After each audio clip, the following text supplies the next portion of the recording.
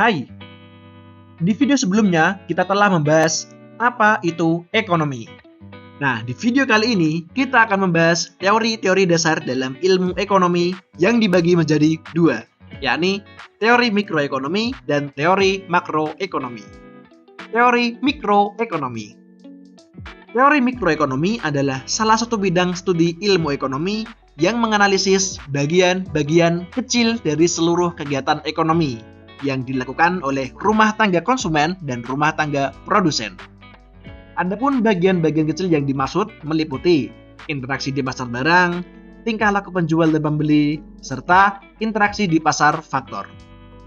Pertama, interaksi di pasar barang. Pasar barang adalah sebuah pasar yang memperjualbelikan barang dan jasa yang dibutuhkan oleh konsumen. Bentuknya adalah pasar tradisional dan pasar swalayan yang sering kita jumpai.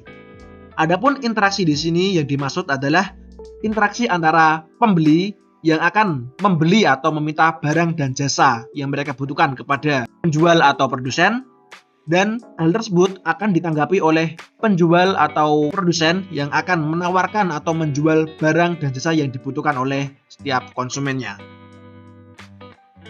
2. Tingkah laku penjual dan pembeli. Perlu kalian ketahui bahwasanya setiap terjadinya transaksi antara penjual dan pembeli, mereka memiliki prinsipnya masing-masing. Setiap pembeli akan memiliki prinsip mencari kepuasan semaksimal mungkin. Contohnya seperti ini. Saat kita akan membeli sebuah produk dan ternyata ada dua buah produk yang sama, harganya juga sama, dan ternyata memiliki isi yang berbeda, yang mana salah satu memiliki isi yang lebih banyak daripada yang lainnya. Tentu saja, jiwa kita sebagai seorang pembeli akan memilih produk yang mendapatkan isi lebih banyak daripada yang lainnya, sehingga kita bisa mendapatkan kepuasan yang lebih tinggi.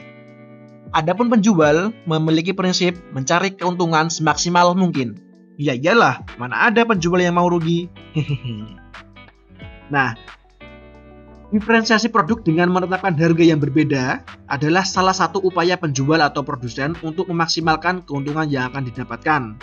Contohnya di sini adalah series iPhone yang berbeda memiliki harga yang berbeda juga, dan tentu saja memiliki spesifikasi yang berbeda. Ketiga, interaksi di pasar faktor. Pada dasarnya, interaksi di pasar faktor ini sama dengan interaksi yang terjadi di pasar barang. Hanya saja, pasar faktor adalah sebuah pasar yang memperjualbelikan faktor-faktor produksi, seperti tenaga kerja dan tanah. Teori makroekonomi. Teori makroekonomi adalah salah satu bidang studi ilmu ekonomi yang menganalisis keseluruhan kegiatan ekonomi yang dilakukan oleh rumah tangga pemerintah.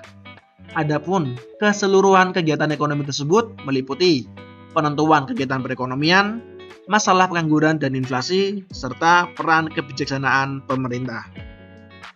Penentuan kegiatan perekonomian akan tercermin dalam penyusunan APBN atau Anggaran Pendapatan dan Belanja Negara, yang mana pelaksanaan dari APBN ini akan mempengaruhi seberapa besar pendapatan nasional dari negara tersebut.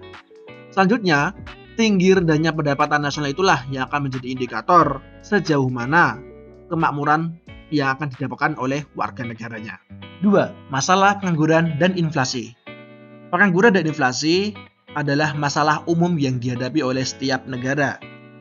Menurut seorang ekonom yang bernama Philip, masalah pengangguran dan inflasi ini memiliki hubungan yang negatif, yakni saat pengangguran tinggi, maka tingkat inflasi akan rendah. Sebaliknya, saat tingkat inflasi tinggi, maka pengangguran di negara tersebut akan rendah. Nah, disinilah peran pemerintah untuk mencari keseimbangan agar dapat memberikan kemakmuran bagi setiap warga negaranya. Peran kebijakan pemerintah. Pada dasarnya, setiap kebijakan yang dibentuk oleh pemerintah bertujuan untuk memecahkan masalah yang ada di negara tersebut.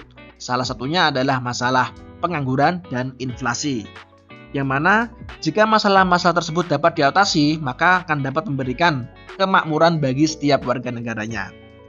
Jadi, jika ada suatu pembentukan kebijakan yang dilakukan oleh pemerintah, bukannya memberikan kemakmuran bagi warga negaranya, malah memberikan kesengsaraan, maka pemerintah tersebut tidak menerapkan teori makroekonomi di dalam pembentukan kebijakannya. Nah, menurut kalian, sudahkah pemerintah negara kita melakukan pembentukan kebijakan yang memberikan kemakmuran bagi warga negaranya? Bakso.